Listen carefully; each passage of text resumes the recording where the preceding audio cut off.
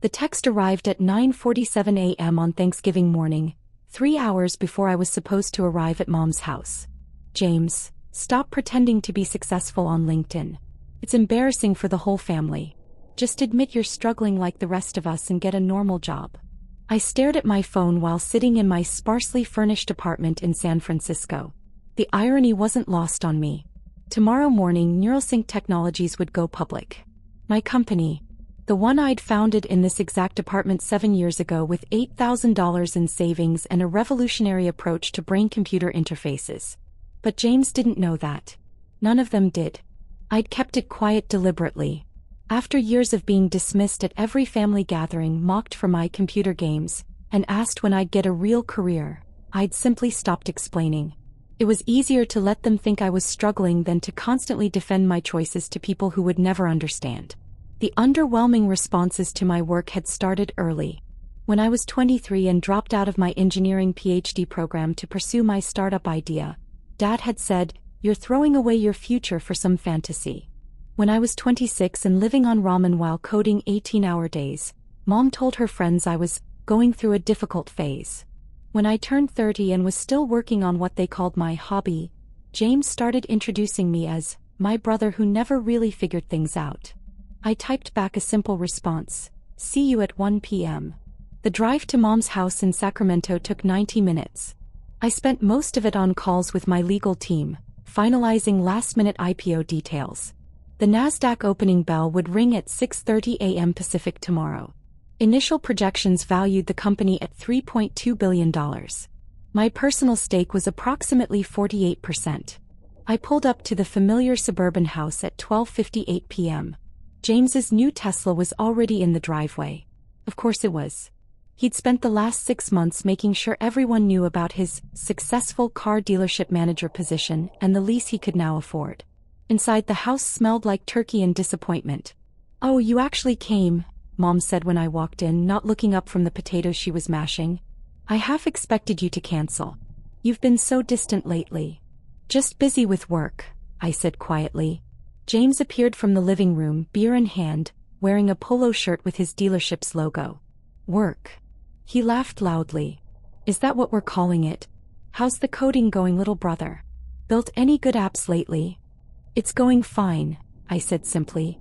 "Fine," James repeated mockingly. "Everything's always fine with you. Meanwhile, some of us have actual careers. Actual responsibilities." He gestured to himself. "I just got promoted to senior sales manager. 36 cars sold last month. But hey, you keep playing with your computer." I nodded and moved toward the kitchen to help Mom. Aunt Linda and Uncle Robert arrived at 1:15. Followed by my cousin Michelle and her husband Brad. The living room filled with the usual pre-dinner small talk, and I knew what was coming. It always came. "So David," Aunt Linda said with that particular tone of false interest, "what are you up to these days? Still doing the computer thing?" "Still working in tech," I confirmed. "Tech," Uncle Robert said with a dismissive snort. "Everyone's in tech these days. What does that even mean? Are you programming websites? Fixing computers? Something like that." James jumped in, unable to resist. He works from home. Writes code for some startup that probably doesn't pay him. He's been doing this for 7 years now. He looked at me with exaggerated concern. "Dave, seriously, when are you going to get a real job? You're 32. Most guys your age have careers, families, houses." "I'm comfortable where I am," I said evenly. "Comfortable," Michelle laughed. "Is that what we're calling barely scraping by?" He turned to Brad. "David lives in this tiny apartment in the most expensive city in America. No idea how he affords it." "Rent control," I said, which was technically true. I'd stayed in the same apartment even after the company took off because it felt dishonest to move while keeping secrets from my family. Though the $2.8 million in my personal checking account could have bought the entire building. Mom called everyone to dinner at 2 p.m. The dining room table was set formally with the good china that only came out for holidays. I ended up seated between Aunt Linda and cousin Michelle, directly across from James, who'd positioned himself at what he clearly considered the power position next to Dad. Dad arrived late from his consulting firm's emergency meeting, still wearing his suit. He was a senior partner at a mid-tier consulting company and had spent my entire childhood reminding me that real success means stability, benefits, and respect. "David's here," Mom announced as Dad sat down. "Surprisingly." "Good," Dad said curtly. "Maybe this year he'll have some actual news to share. Some progress report on his life." The turkey was carved. Plates were passed. And then it started. "So David," Dad said loudly, commanding the table's attention. "Your mother tells me you're still working on your computer projects. How's that going?" "It's going well," I said. "Well," Dad repeated. Interesting word choice. Does well mean you're making money? Supporting yourself? Building towards something?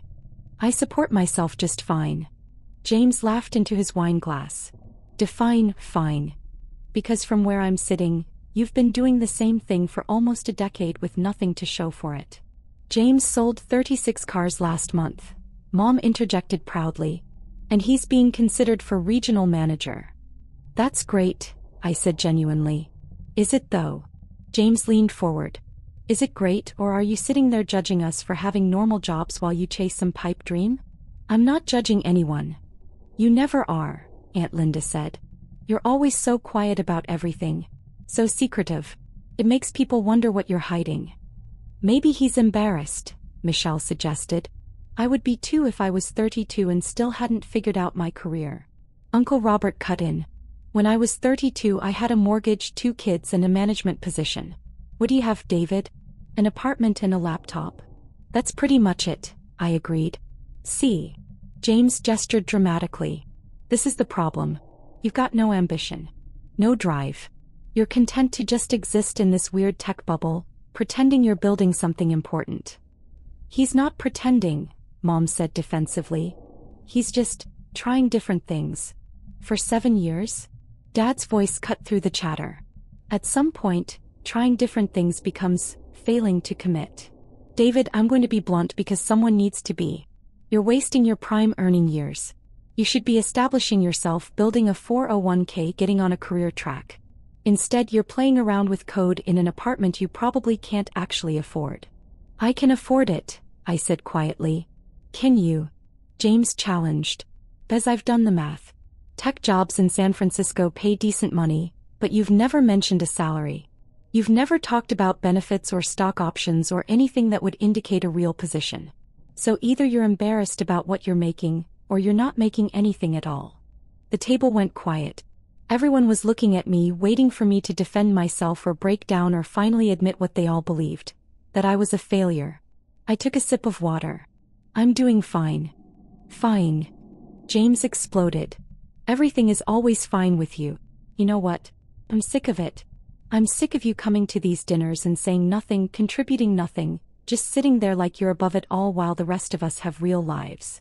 "James, that's enough," Mom said weakly. "No, it's not enough." James pulled out his phone. "You want to know what triggered this? I'll tell you. I was looking at LinkedIn this morning and I saw David's profile. He's got himself listed as founder and CEO of some company I've never heard of. Neuralink something. And I thought, here we go again. Another fake title. Another fantasy." He turned his phone toward the table, showing my LinkedIn profile. "Founder and CEO," he read mockingly. "Of what? A company that doesn't exist? A startup that's been starting up for 7 years? This is what I mean. You're not building anything. You're just pretending on the internet." "It exists," I said calmly. "Oh, it exists," James repeated with exaggerated belief. "Then why has nobody ever heard of it? Why aren't you rich? Why are you still living like a college student?" "I like my apartment." "You like your apartment," Dad said with disappointment dripping from every word. "David, do you hear yourself? You're 32 years old. You should like your house, your career, your accomplishments, not your rental apartment." Aunt Linda reached over and patted my hand with theatrical sympathy. "Honey, we're not trying to be mean. We're concerned. 7 years is a long time to be working on something with nothing to show for it. Maybe it's time to consider that this particular path isn't working out. Maybe get a job at Google or Facebook," Michelle suggested. "Those companies hire programmers, right? At least then you'd have stability. A real salary." "I'm not looking for another job," I said. Of course you're not, James sneered. Because that would require admitting failure. And we can't have that, can we? Can't have perfect David admit that his big dream didn't work out. I've never claimed to be perfect. No, you just sit there silently while everyone else shares their lives, their successes, their struggles. You contribute nothing to this family except awkward silences and vague answers about your work. Uncle Robert cleared his throat. James might be coming on strong, but he has a point. Your family, David. We care about you. And watching you spin your wheels for 7 years has been difficult. At some point you need to face reality. What reality is that? I asked. That you're not a tech entrepreneur, Dad said flatly. You're a smart kid who dropped out of a PhD program and convinced himself he could build something from nothing. But the statistics are clear. 90% of startups fail. You've been working on this for 7 years with nothing to show for it. No press releases. No funding announcements. No success stories. Just a LinkedIn profile that claims you're a CEO. Maybe he is a CEO, Mom offered weakly. Just of a very small company. James laughed harshly. A company of one. That's called being unemployed with delusions of grandeur. The words hung in the air. I could see the agreement on their faces. This was what they all believed. What they'd probably always believed. When are you getting a real job? Aunt Linda asked again, more gently this time. There's no shame in admitting something didn't work out. We'd all support you if you decided to pursue something more realistic. This is realistic, I said. Is it? James leaned back in his chair. Then prove it. Show us something. Anything. A funding announcement. A client. Anything that proves this isn't just a 7-year fantasy. I don't need to prove anything. Of course you don't, Dad said coldly. Because you can't.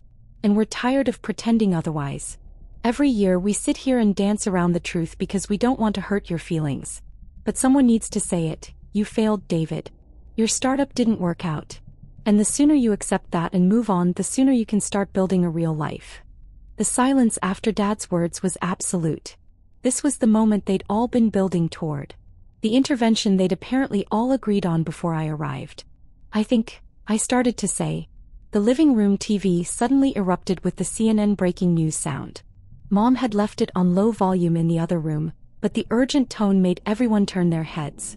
We interrupt your regular programming for breaking news in the tech sector, the anchor announced.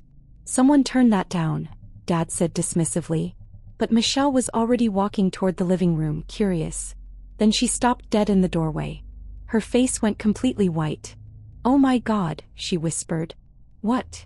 James asked, annoyed at the interruption of his triumph. Michelle couldn't speak. She just pointed at the TV.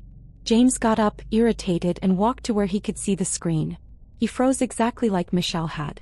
That's not, he started. That can't be. The CNN anchor's voice carried clearly into the dining room. Tech innovator David Chen's NeuralSync Technologies launches highly anticipated IPO tomorrow morning, with initial valuations reaching $3.2 billion. The brain-computer interface company has been operating in stealth mode for 7 years. My LinkedIn photo appeared on the screen. The same photo James had mocked 5 minutes earlier. The entire family rushed to the living room. I stayed seated at the dining table, calmly cutting my turkey. The 32-year-old Stanford dropout, the anchor continued, has been working in secrecy from a small San Francisco apartment, developing revolutionary technology that could change how humans interact with computers. Dave. Mom's voice was barely a whisper from the living room. Dave. I took another bite of turkey. It was actually pretty good this year. Chen's company has secured $847 million in funding from top venture capital firms. The anchor explained as B-roll footage showed our office building in Palo Alto. The one I went to every day but had never mentioned to my family. The IPO is expected to make Chen one of the youngest billionaires in the technology sector. James appeared in the doorway to the dining room. His face had gone from smug satisfaction to absolute shock. That's you. On CNN. They're saying you're worth about $1.54 billion on paper, I said calmly. Once the stock opens tomorrow. Though the valuation could go higher or lower depending on market conditions. Dad pushed past James, his phone already out, frantically typing. NeuralSync Technologies. Brain-computer interfaces. Series D funding of $847 million. The reports are real. This is, you actually. Aunt Linda appeared, her face pale. You've been working on this? For 7 years. And you never said anything? You never asked what I was actually working on, I pointed out. You just assumed it was nothing. My phone started buzzing. Text messages pouring in from colleagues, investors, friends who'd watched the coverage. I silenced it and returned to my dinner. Michelle was crying quietly in the doorway. We said all those things. And you were building a company, I finished. Yes. James had his phone out now too, scrolling through articles that were exploding across every tech news site. Forbes has you listed as one of tomorrow's new billionaires. TechCrunch is calling Neuralink the most important IPO of the year. Bloomberg says. He looked up at me, devastated. Why didn't you tell us? Would you have believed me? I asked simply. The question hung there. Everyone knew the answer. If I'd told them 3 years ago that I was building something revolutionary, they would have laughed. If I'd mentioned funding rounds or valuations or partnerships, they would have assumed I was lying or delusional. They'd proven that today, calling my LinkedIn profile a fantasy. The news says you've been working in stealth mode, Uncle Robert said slowly. That was deliberate. You could have told us but chose not to.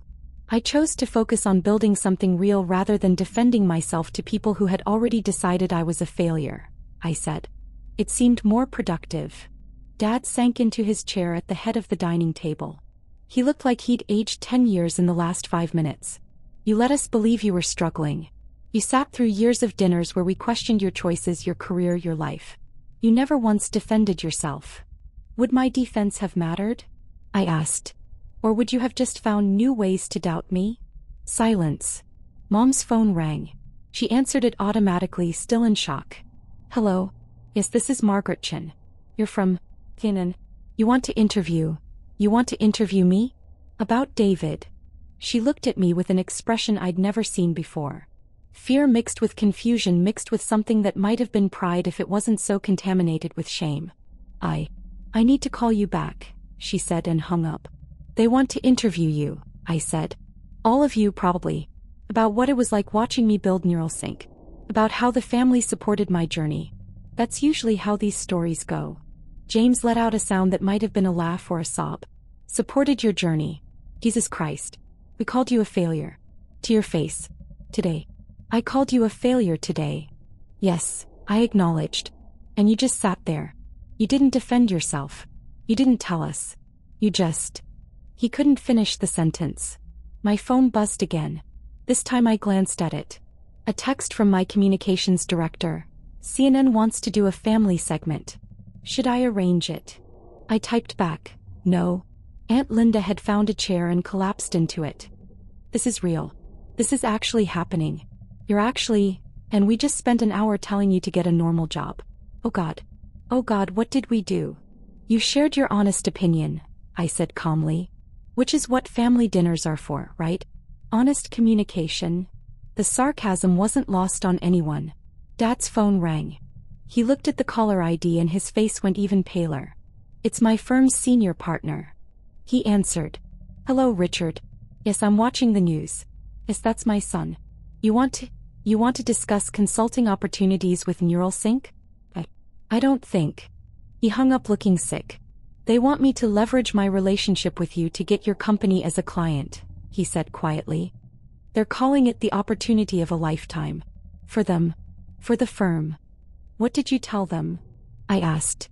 That I'd discuss it with you. He looked directly at me for the first time since the news broke.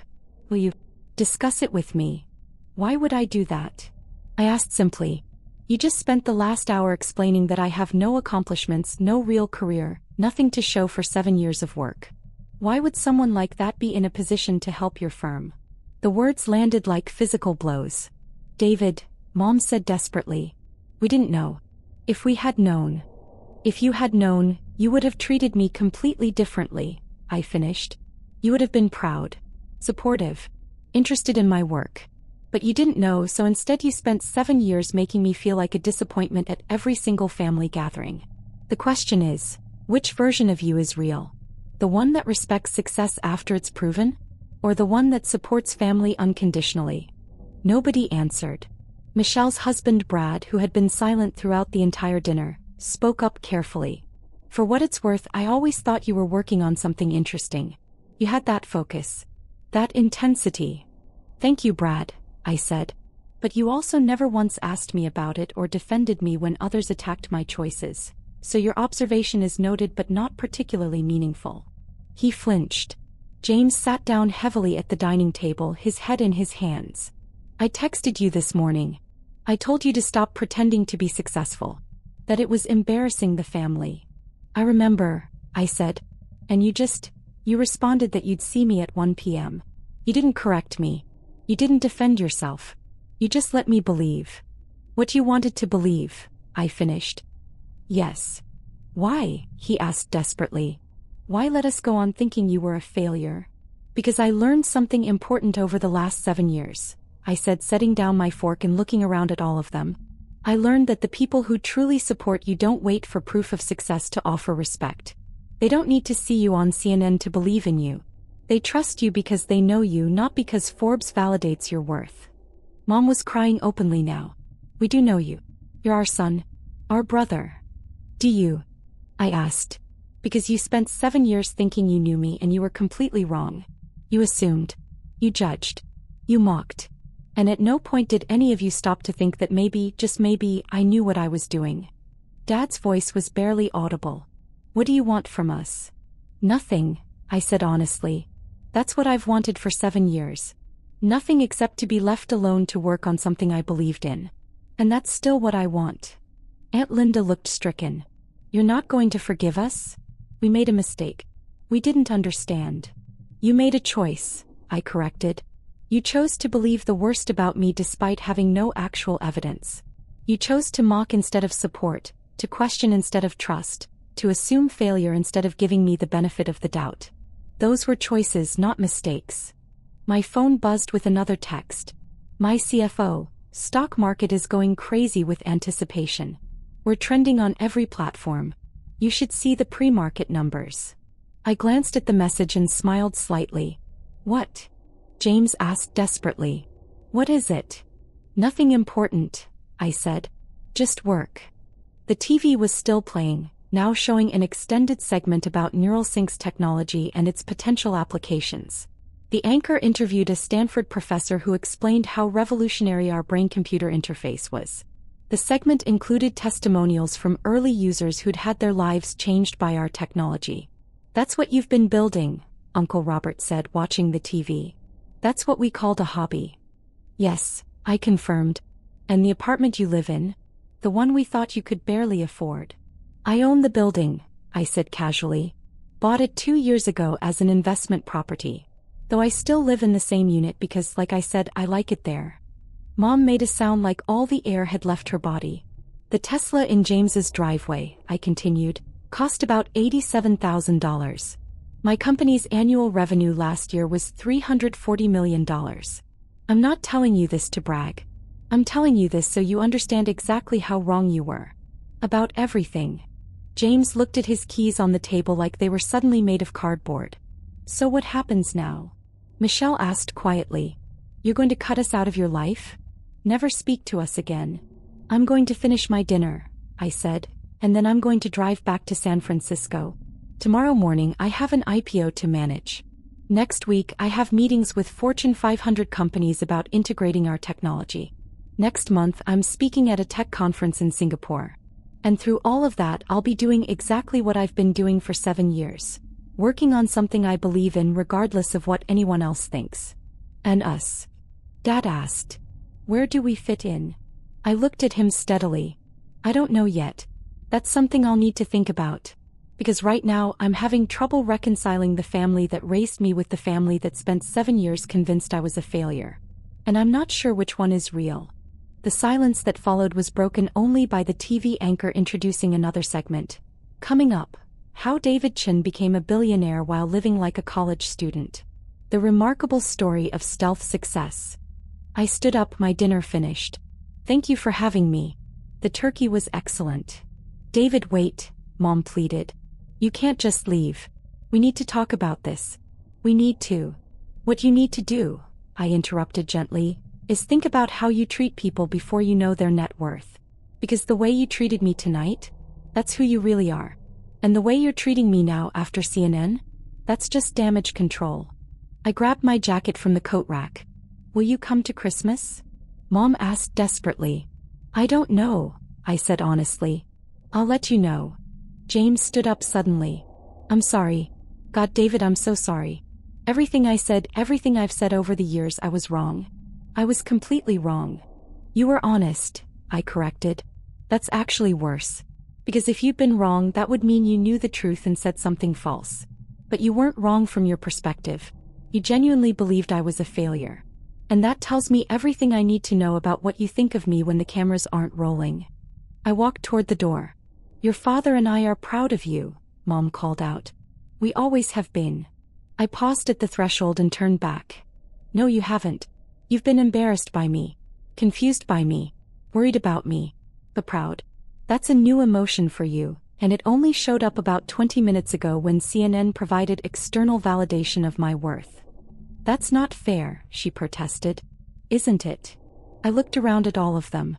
If the news hadn't broken today, what would have happened? You would have continued this intervention. You would have spent the rest of the evening trying to convince me to give up and get a real job. And I would have driven home knowing that my own family saw me as a failure. That's what would have happened. Don't rewrite history just because reality turned out differently than you expected. I opened the door.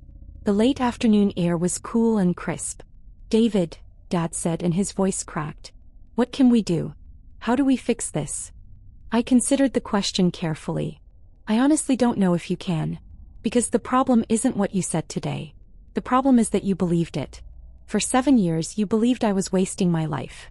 And nothing I said or did convinced you otherwise. You needed CNN to change your mind. What does that say about us? I didn't wait for an answer. I walked to my car, a modest Honda Civic that I'd been driving for 6 years. The same car that James had once mocked as sad compared to his leased Tesla. As I pulled away from the curb, I could see them all standing in the doorway watching me leave. They looked shell-shocked, devastated, like their entire understanding of reality had been rearranged in the span of 20 minutes. Good, I thought. Now they knew how it felt. My phone rang as I merged onto the highway. My co-founder Sarah calling to check in. How'd it go? She asked. About how I expected, I said. Did you tell them before the news broke? No. I wanted to see what they really thought of me. Turns out I was right to keep my distance. She was quiet for a moment. You sound calm. I am calm, I said. I made peace with their opinion of me years ago. Today just confirmed what I already knew. They never believed in me. They believed in success. And those are very different things. Are you going to reconcile with them? Maybe, I said. Or maybe not. Right now I'm going to focus on the IPO, on the company, on the work. The family stuff can wait until I'm ready to deal with it. If I ever am. Fair enough, Sarah said. For what it's worth, we believed in you. The whole team. We always have. I know, I said. That's why we succeeded. Because we surrounded ourselves with people who didn't need CNN to tell them we were building something real. I hung up and drove through the fading light toward San Francisco, toward my apartment, toward the life I'd built despite everyone's doubts. Behind me, my family was probably still standing in that doorway trying to process what had happened. Trying to figure out how they'd gotten it so wrong. But that was their problem to solve. I had an IPO to launch.